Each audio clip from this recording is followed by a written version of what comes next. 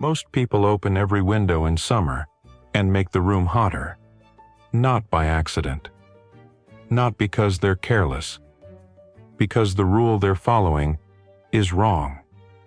There are 4 decisions that govern every window in your house during summer.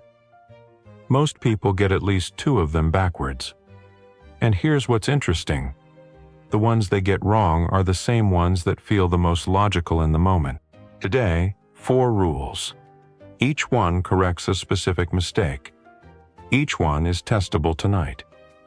The house doesn't need more airflow. It needs the right airflow at the right time.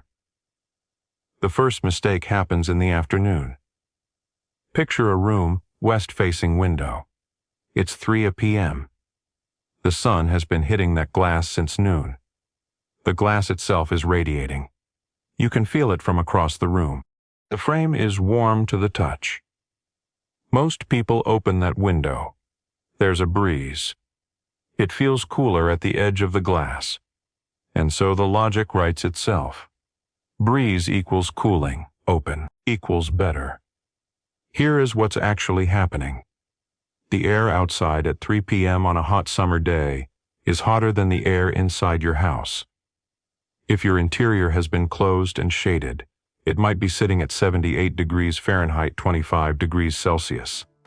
The air outside that west window is 92 degrees Fahrenheit, 33 degrees Celsius. 33 degrees the moving. Hominut. The moving air masks the sensation. Your skin reads the airflow as cooling because your body is evaporating sweat faster. But the room temperature, it climbs. 4 degrees, 7 degrees, quietly and steadily, while you think you're solving the problem. Rule 1. If the outside temperature is higher than the inside temperature, keep the house closed. This applies to any window receiving direct sun. It applies to any window facing a surface that has been absorbing heat for hours: asphalt, concrete, a south or west wall. The breeze you feel at the edge is not your friend at 3 p.m. It is the heat, finding an easy path in. The test is simple. 2 thermometers. 1 inside the room. 1 outside, in the shade, away from the building surface. Compare the numbers.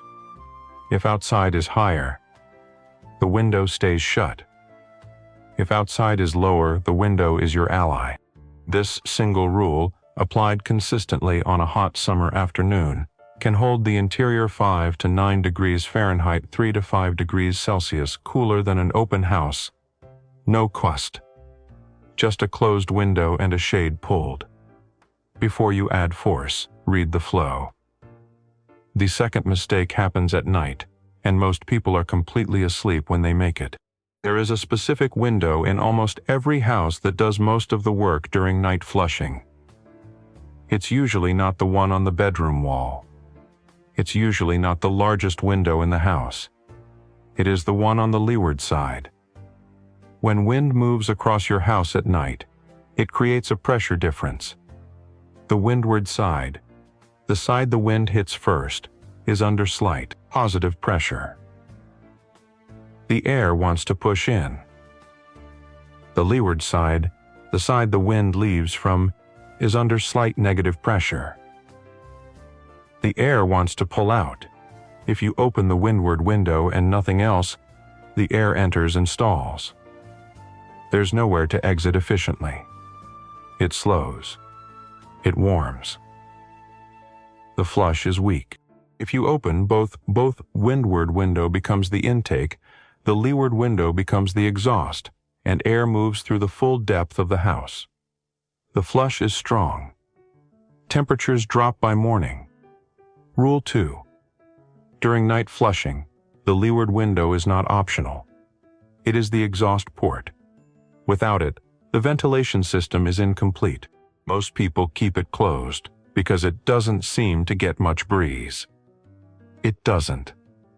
That's the point. It's where the air is being pulled out, not pushed in. The absence of felt movement at the leeward window is not a sign that nothing is happening. It is a sign that the system is working. Identify the prevailing wind direction for your area on summer nights, typically southwest or northwest in most temperate North American climates, east to west in many coastal regions. The window facing away from that direction, open it at night. Fully. That is the exhaust. Everything else serves the intake. The third mistake is easy to overlook because it involves a room most people don't think about as part of the ventilation system: the bathroom. Bathrooms accumulate humidity.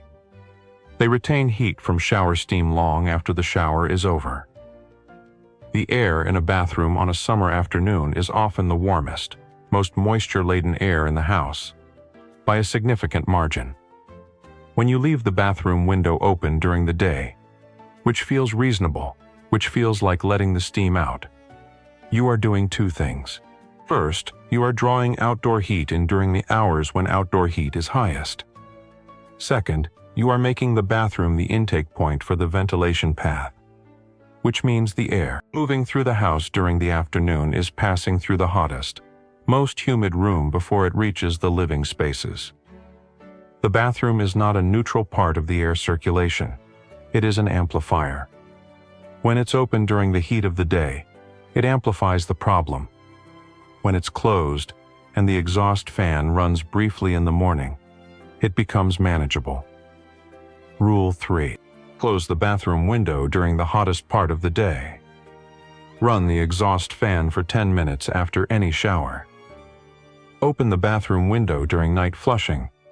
When outdoor temperatures have dropped below interior temperatures, the bathroom is the easiest wrong intake point in the house. It doesn't feel like a mistake to leave it open. But the air path doesn't care what feels right. It follows pressure differential, and the bathroom is almost always ready to become the path of least resistance. The fourth mistake is the subtlest, and it is the one that costs the most comfort because it involves missing a window that lasts less than 2 hours. Every day in summer, there is a moment when the outside temperature crosses below the inside temperature. Meteorologists call it the crossover point. It typically happens sometime between 8 p.m. and 11 p.m., depending on how hot the day was, how much thermal mass the house holds, and what your local climate is. Before the crossover, outside is hotter. Rule 1 applies. Keep the house closed.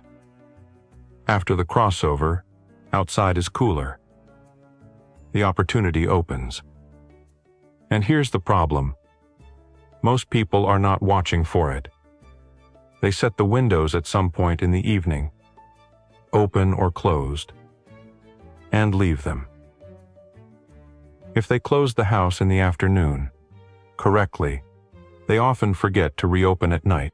If they open the house in the afternoon, incorrectly, they leave it open past the crossover and miss the principle entirely, because they never tracked whether it was working. The crossover window is the most valuable thermal event of the day. Missing it costs you the entire night flush. Rule 4. When the outside temperature drops below the inside temperature drops below the inside temperature, open the house immediately. Not eventually. Not when you go to bed. Immediately. The cooler outdoor air needs as many hours as possible inside the thermal mass of the structure. Every hour of night flushing matters. The house absorbs coolness the same way it absorbs heat, slowly, through mass, through time. The test here is the same 2 thermometers as Rule 1. Keep one near a north-facing window or in a shaded spot outdoors. Keep one in the hallway. When the outdoor thermometer reads lower, that is the signal. Open the leeward window. Open the intake. Let the system run. Now put the 4 rules together. A typical summer day with this protocol looks like this. In the morning, before 10 a.m., while outside air is still below indoor temperature, open everything. Drive as much cool air through the house as the night produced. This is the tail end of the night flush. At some point between 10 a.m. and noon, The crossover happens in reverse. Outside begins to exceed inside. This is the cue to close. Shade the west wall. Pull the blinds on south-facing glass. The house becomes a sealed thermal vessel, holding the cool it accumulated through the night. Through the afternoon, the house stays closed. The interior temperature will rise slightly, maybe 3 to 6 degrees Fahrenheit, 2 to 3 degrees Celsius over 6 to 8 hours, even on a very hot day. But it will rise far more slowly than if windows were open to 93 degrees Fahrenheit, 3-4 degrees Celsius, outdoor air. In the evening, watch for the crossover. When it happens, open the leeward window first, then the windward intake. Night flushing begins. Run it through until morning. This is the protocol, not complex, not expensive. Thermometers from your local hardware store for less than $15 each. 2 of them. 1 inside, 1 outside. The rest is timing. 1 adjustment for humid climates. If you live somewhere where summer nights stay above 65% relative humidity, parts of the Southeast, the Gulf Coast, much of the Mid-Atlantic, night flushing requires a modification. Cool, humid air flushed through a house with cool interior surfaces can deposit condensation on those surfaces. Particularly in summer, when the walls and floors have dropped temperature overnight. The moisture creates a different problem. In high humidity climates, night flushing is most effective on nights when the outdoor dew point is below 55 degrees Fahrenheit, 13 degrees Celsius. On humid nights, partial night flushing, intake at low points, exhaust at high points, limited to 1 or 2 hours, is better than a full flush. The principle remains. The scale adjusts. If you're unsure about your local dew point, a basic hygrometer, available at the same hardware store as the thermometers, under $20, gives you the reading in real time. The 4 rules, stated plainly. 1. If outside is hotter than inside, the window stays closed. The breeze you feel is not cooling the room. 2. Night flushing requires both the intake and the leeward exhaust. Open both. The window with no breeze is doing the most work. 3. The bathroom is an amplifier. Keep it closed during the heat of the day. Include it in the night flush. 4.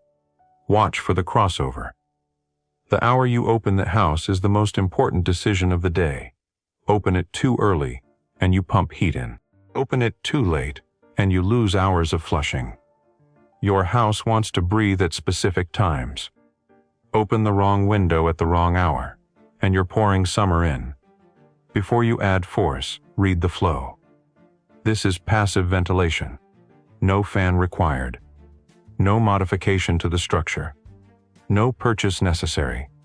Just 4 decisions, made in the right order, at the right time. The fix was always there. You just couldn't see it.